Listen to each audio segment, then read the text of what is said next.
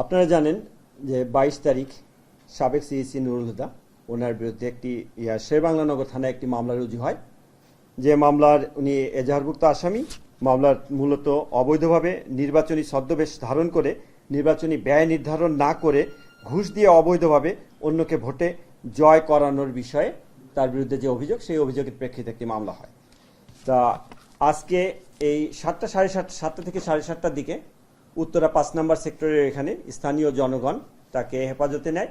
নিয়ে উত্তরা পশ্চিম থানাকে যখন ইনফর্ম করার পর উত্তরা পশ্চিম থানা পুলিশ সেখানে যায়, গিয়ে তাকে নিয়ে আসে। তৎপরবর্তী সে এখন বর্তমানে ডিবি হেফাজতে আছে এবং পরবর্তী বিষয়গুলো প্রক্রিয়াধীন আছে। আচ্ছা, সে কোথায় ছিল এবং কারা, যে সাধারণ জনগণ, স্থানীয় জনগণের বলছেন তারা কারা এবং সে কোথায় ছিল? এটা কি তার বাসা ছিল?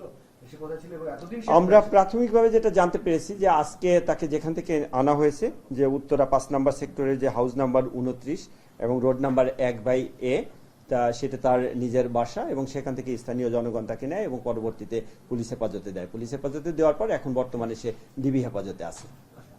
তার বিরুদ্ধে আর কোনো মামলা আছে কিনা এখনো পর্যন্ত কি তথ্য আপনারা পেয়েছেন? আপাতত যেটা একটি মামলারই তথ্য আমরা পেয়েছি।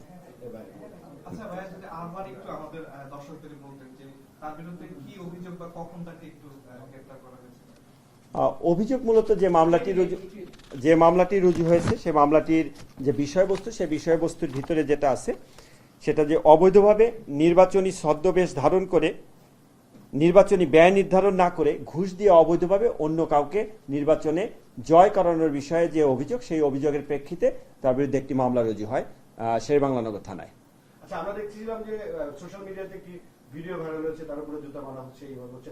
শারীরিক অবস্থাটা কি? শারীরিক অবস্থা ভালো। আমাদের এখানে আসার পর আমরা যেটা করি যে প্রাথমিক অবস্থায় আমাদের এমআই থাকে, এমআইকে দিয়ে আমরা যে প্রাথমিক যে চেক আপগুলা, অর্থাৎ তার প্রেশার, তার পালস, বিভিন্ন কিছু করি।